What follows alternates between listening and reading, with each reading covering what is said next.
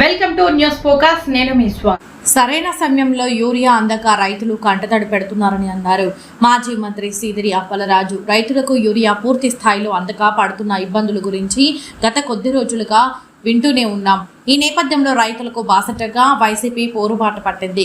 మంగళవారం పలాస డివిజన్లో స్థాయిలో రైతు పోరు కార్యక్రమం చేయాలని ప్రకటన చేశారు. కానీ సోమవారం సాయంత్రమే ఎటువంటి ర్యాలీలకు సభలకు అనుమతులు లేవని ప్రకటన చేసిన మంగళవారం భారీ స్థాయిలో పలాస జీఎంఏకు కార్యకర్తలు రైతులు చేరుకోవడం వైసీపీ శ్రేణులకు మరింత ఉత్సాహాన్నిచ్చింది. ఈ నేపథ్యంలో మాజీ మంత్రి అప్పలరాజు ప్రసంగం మరింత ఉత్తేజాన్ని ఇచ్చి ముందుకు నడిపింది. పోలీసుల నియంత్రణ కారణంగా కొంతమంది ఆగిన స్థానిక ఆర్డీఓ ఆఫీసుకు కొన్ని వందల మందితో కలిసి ఆర్డీఓకు వినతి పత్రం అందజేశారు. ఏది ఏమైనా రైతు పోరు కార్యక్రమం పలాసలో విజయవంతం అవ్వడంతో వైసీపీ క్యాడర్ జోష్లో ఉన్నారు.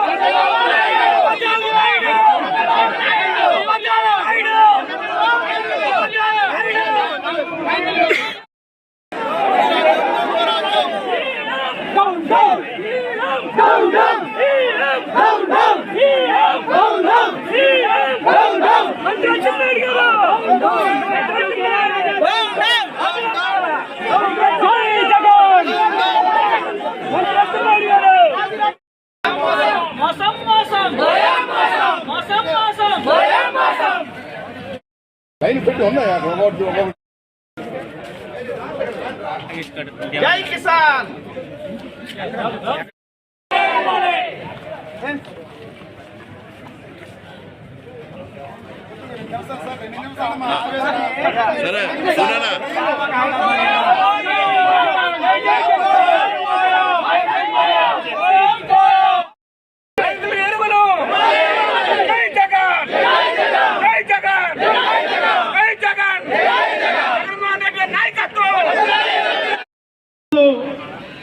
మనందరం కూడా చూస్తూనే ఉన్నాం. నిర్బంధం కాదు ఇది. ఈ రాష్ట్రంలో ఉన్నటువంటి ప్రజలకు ప్రజా గొంతుకి నిర్బంధం అని చెప్పి సందర్భంగా మీకు అందరికీ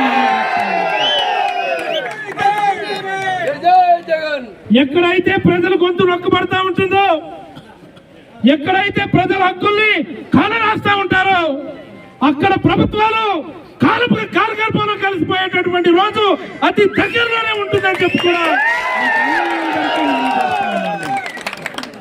ఎంతకాలం ఈ నిర్బంధం, ఎందుకు నిర్బంధం అని అడుగుతా ఉన్నాను నేను. ఇదేదో మేము వైఎస్ఆర్ కాంగ్రెస్ పార్టీ కార్యక్రమం పెట్టుకోవడం లేదే. మేమేమి రోడ్ల మీద మీలాగా డాన్సులు వేసుకోవడానికో తాగే సందనాలు ఆడటానికి మేము రోడ్డు మీదకి రావడం లేదే. ఈరోజు రైతు కన్నీరు కారుస్తూ ఉన్నాడు. ఈరోజు రైతు పోరాటం చేయాల్సి వస్తూ ఉంది. ఈరోజు రైతు బాధపడతా ఉన్నాడు. ఆత్మహత్యలు చేసుకునే దిశగా ఈ ప్రభుత్వమే రైతులందరినీ కూడా బాట పట్టిస్తా ఉందని చంద్రబాబు నాయుడు గారికి నేను హెచ్చరించదలుచుకున్నాను. ఏమిటిది నాకు అర్థం కాదు. మీరు ముఖ్యమంత్రి అయ్యే సమయానికి ఈ రాష్ట్రంలో 10,000 పైబడి రైతు భరోసా కేంద్రాలు కట్టాం. ప్రతి కేంద్రంలో కూడా అగ్రికల్చర్ అసిస్టెంట్ వేశాం. ప్రతి కేంద్రంలో కూడా ఒక కియాస్క్ ఉంది. ప్రతి కేంద్రంలో కూడా కంప్యూటర్స్ ఉన్నాయి, టీవీలు ఉన్నాయి. మీరేమో అనుభవస్తులు అంటారు. 4వ ముఖ్యమంత్రి అయ్యారు. కనీసం మీ అండర్లో ఉన్నటువంటి ప్రభుత్వ అధికారులు ఉపయోగించుకోలేనటువంటి చేతకాని ముఖ్యమంత్రి ఈ చంద్రబాబు నాయుడు గారు అని చెప్పి అందరికీ మనం చేస్తా ఉండండి. ఎరువులు లేవని, డిఏపి లేదని యూరియా లేదని అర్ధరాత్రి అనక అపరాత్రి అనక రైతు రోడ్డు మీదకి వచ్చి షాపుల వెంట పైబడి కంత కన్నీరు కాలుస్తా ఉంటే ఇప్పుడు తీరిక ముఖ్యమంత్రి బయటకు వచ్చి అంటాడు, వచ్చే రబీ సీజన్ నాటికి రైతులందరికీ వెబ్లాండ్ ఆధారంగా ఎరువులు ఇస్తాము, ఈ క్రాపింగ్ ఆధారంగా ఎరువులు ఇస్తాము అని చెప్తావా? మరి ఈ 15-16 నెలలు మీరు గాడిదలు కాస్తా ఉన్నారా అని నేను అడుగుతా ఉన్నా. నేను మీకు తెలీదా రైతు భరోసా కేంద్రాలు ఉన్నాయని? మీకు తెలీదా అగ్రికల్చర్ అసిస్టెంట్లు ఉన్నారని? ప్రతి గ్రామంలో ప్రభుత్వ రిప్రజెంటేటివ్ సచివాలయంలో ఉన్నారని మీకు ఇంతవరకు తెలీదా? నేను చంద్రబాబు నాయుడు గారిని అడుగుతా ఉన్నాను. నేను మీకు చేత కాదు, అసలు మీ చేతిలో అధికారమే లేదు. మీ కొడుకు షాడో ముఖ్యమంత్రిగా అధికారాన్ని వెలగబెడతా ఉన్నాడు. మీరు అధికారాన్ని వెలగబెడతారో, మీ కొడుకు అధికారాన్ని వెలగబెడతారో, లేకపోతే వ్యవసాయ శాఖ మంత్రి అచ్చెన్నాయుడికి అధికారం ఇస్తారో కానీ రైతులకి మీకు చేతులెత్తి మొక్కుతా ఉన్నారు. రైతులందరికీ కూడా ఎరువులు ఇవ్వండి బాబు అని ఈ సందర్భంగా చేతులెత్తి మొక్కుతా ఉన్నాం.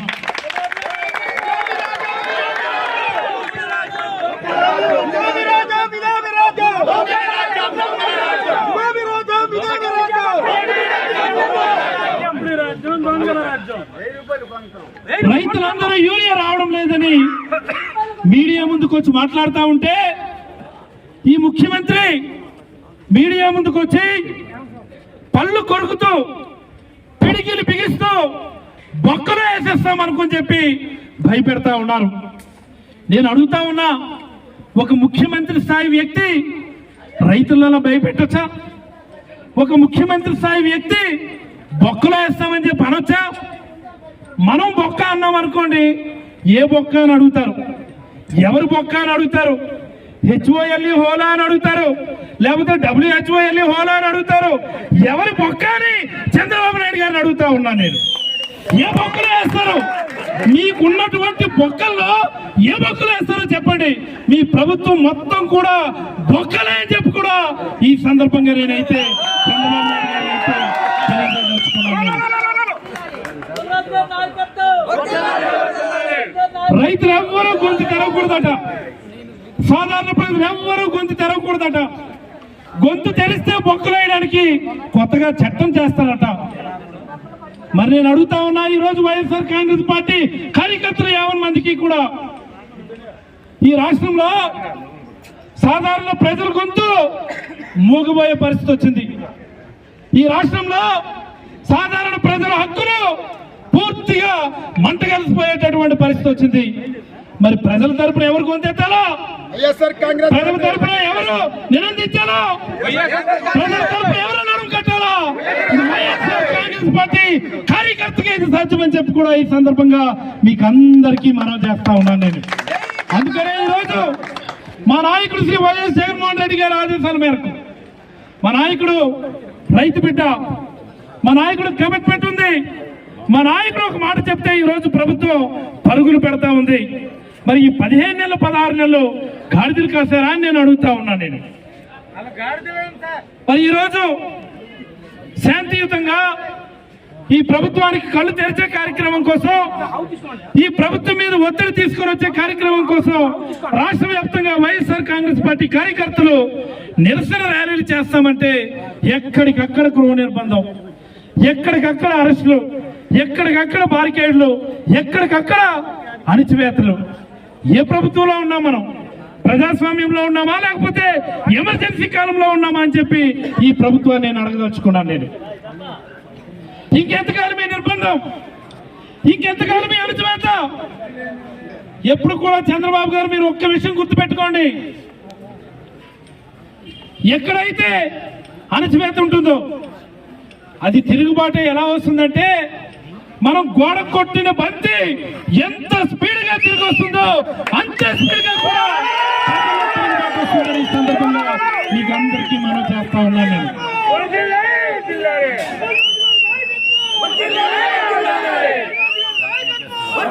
ఇంత పోలీసు నిర్బంధాల నడుమ రాష్ట్రాలకు వచ్చి ఇక్కడ విచ్చేసినటువంటి మీకు అందరికీ కూడా పేరు పేరున ధన్యవాదాలు తెలియజేస్తూ, పోలీసు వారికి మేమైతే చేతులెత్తి మొక్కుతా ఉన్నాం.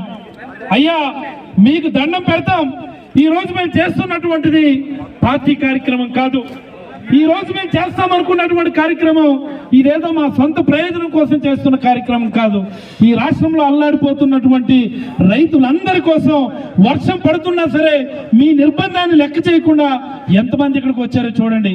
దయచేసి మీరు మాకు ఒక 2 అడుగులు వేసి మా పార్టీకి మూల పురుషుడైనటువంటి లేట్ డాక్టర్ వైఎస్ఆర్ గారి విగ్రహానికి పూలమాల వేసి అక్కడి నుంచి ఆర్టీఓ ఆఫీస్కి వెళ్ళి రిప్రజెంట్ చేయడానికి మాకు అనుమతి ఇవ్వమని మనస్ఫూర్తిగా మీకు చేతులెత్తి కోరుతా ఉన్నాను నేనైతే ఈ సందర్భంగా.